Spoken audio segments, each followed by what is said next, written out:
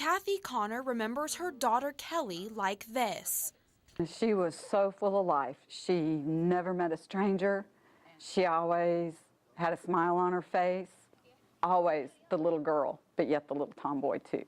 But she wakes up every morning feeling something entirely different. It's just been heartbreaking to know that when I go at Christmas, I have to go to the cemetery to sing Christmas songs or to sing happy birthday, you know, not knowing what she would have grown up to be. Kelly Baumgarte never had the chance to grow up. She died before she could finish kindergarten. She's gone. I was like, she's gone? Gone where? They said, she died. I was like, how? And they said, somebody came up into the yard while she was picking her toys up and rolled her out into the driveway and left. It was January 6th, 1982. Police say a man turned down Iris Lane. Witnesses reported that he took a wide turn, jumped the curb, and struck Kelly, and then left the area without stopping to check on her. Witnesses got a good enough look at him to know that it was a white male, about his late to mid-30s, and he had a beard. A witness attempted to follow the car going down Iris toward Daisy, but the man got away and was last seen going north on Dowland. I don't know how anybody can wake up and not feel that thud that man felt when he hit her and drug her into my mom's driveway. Kathy wants answers. Her feelings of hate have faded with time. And my mother was drenched in blood.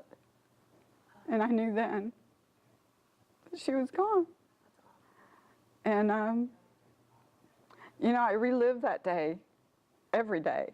I bury that little girl and wonder the what ifs. And I know someone knows something.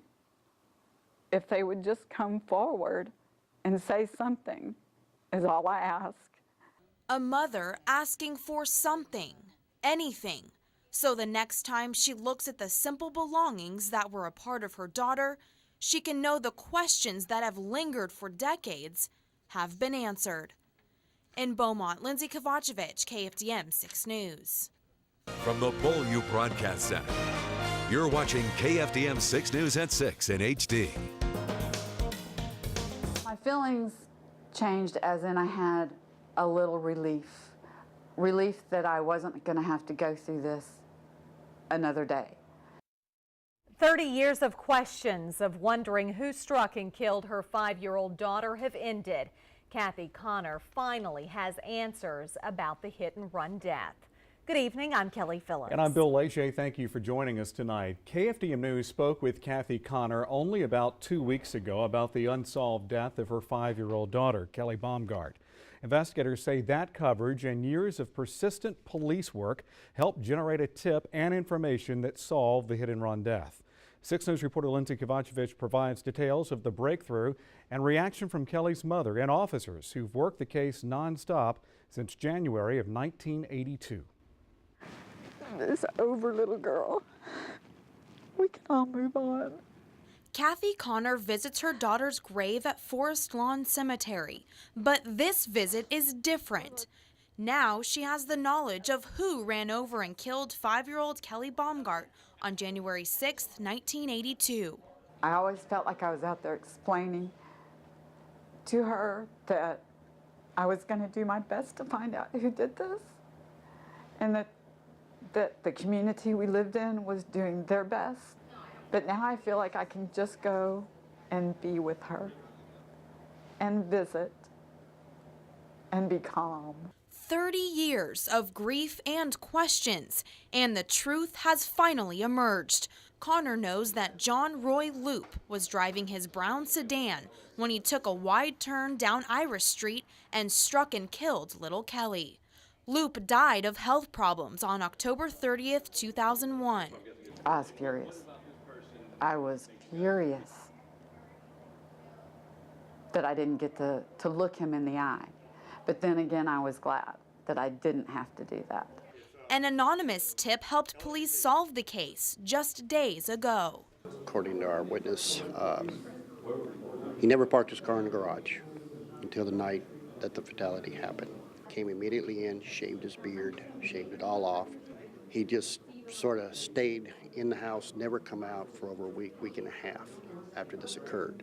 Right after that, he took his car and sold it.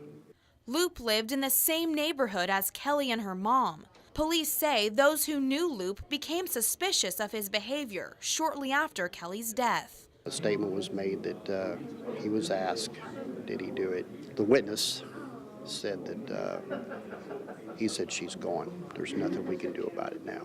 Officer Doug Duvall was handed the case file after former Beaumont Police Sergeant Bill Jordan retired. It wasn't only the family members of Kelly who agonized over the case. I mean, I shed tears over it. I'm not going to stand here and say I didn't. I am still very emotional about it. Touched my heart. You know, this mother was without her child. Jordan says it took a long time, but it's never too late to come forward. As people are looking at death, or maybe someone in their family has passed away or something like that, then at that point they are maybe provoked to go ahead and do the honorable thing and the right thing. Connor has waited decades for someone to do the right thing.